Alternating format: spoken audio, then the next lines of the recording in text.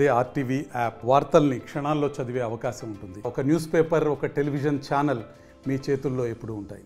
ఈ ప్రజాప్రభుత్వం ప్రజలకు ఇచ్చిన వాగ్దానాల మేరకు అభయ హస్తం హామీలను ఒక్కొక్కటిగా అధికారంలోకి వచ్చిన 48 గంటల నుంచే అమలు చేయడం ప్రారంభించింది. అందులో మొదటిది మహాలక్ష్మి పథకం. ఇచ్చిన 6 గ్యారెంటీలలో 2 గ్యారెంటీలని ప్రభుత్వం బాధ్యతగా స్వీకరించి 48 గంటల్లోనే ప్రారంభించి అమలు చేసిన చరిత్ర సృష్టించిన ప్రభుత్వం మనది. ఆడబిడ్డలకు తొలి ప్రాధాన్యత ఇస్తూ ఆర్టీసీలో ఉచిత ప్రయాణ సౌకర్యాన్ని కల్పించాము. ఈ పథకం ద్వారా ఇప్పటి వరకు రాష్ట్రంలో 87 కోట్ల 12 లక్షల మంది ఉచిత ప్రయాణాన్ని మహిళలు ప్రయాణం చేశారు. తద్వారా మహిళలకు 2,958 కోట్ల రూపాయలు ఆదాయం వారికి ఆదా చేయగలిగారు.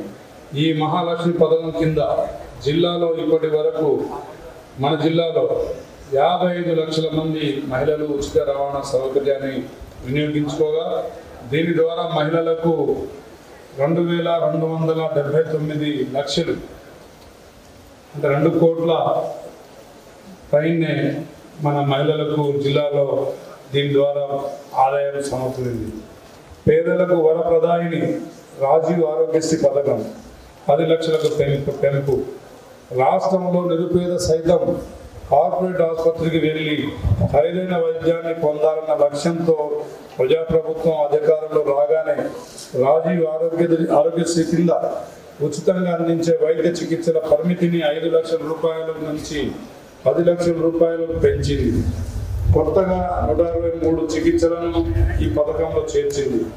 మొత్తం 1835 చికిత్సలకు గాను 10 లక్షల రూపాయల ఉచిత వైద్యం అందిస్తున్నాం.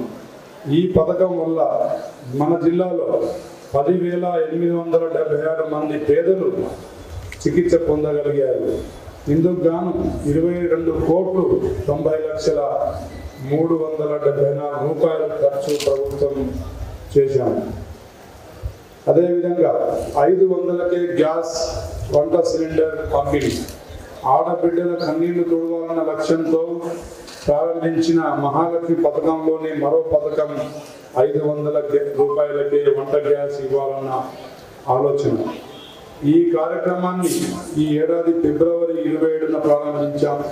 40 లక్షల మంది లబ్ధిదారులతో మొదలైన ఈ పథకం ప్రస్తుతం రాష్ట్రంలో 42,90 లక్షల మంది లబ్ధి పొందుతున్నారు.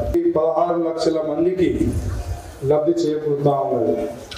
దీనికి గాను ప్రభుత్వం నుండి 3,71 కోట్ల సబ్సిడీ ఇప్పటికే అందజేసింది. పేద అల్పాదాయ వర్గాల వారికి విద్యుత్ బిల్లుల భారం తగ్గించి వారి గృహాలలో చీకట్లను పారదోలి విద్యుత్ కాంతులను నింపేందుకు గృహజ్యోతి పథకం అమలు చేస్తున్నాం. 2వ ఇల్లు పేద బడుగు బలైన వర్గాల సొంత ఇంటి కళ నెరవేర్చేందుకు ఇందిరమ్మ ఇల్లు పేరుతో నూతన గృహ నిర్మాణ కార్యక్రమాన్ని ప్రభుత్వం ప్రారంభించింది. భద్రాద్రిలో పరమ పవిత్రుడైన శ్రీరాముని సన్నిధిలో ఈ కార్యక్రమానికి శ్రీకారం చుట్టాం. మరిన్ని వీడియోస్ కోసం ఛానల్ ని సబ్స్క్రైబ్ చేయండి. లేటెస్ట్ అప్డేట్స్ కోసం వాట్సాప్ ఛానల్ ని ఫాలో చేయండి. అండ్ లింక్ డిస్క్రిప్షన్ లో ఉంది.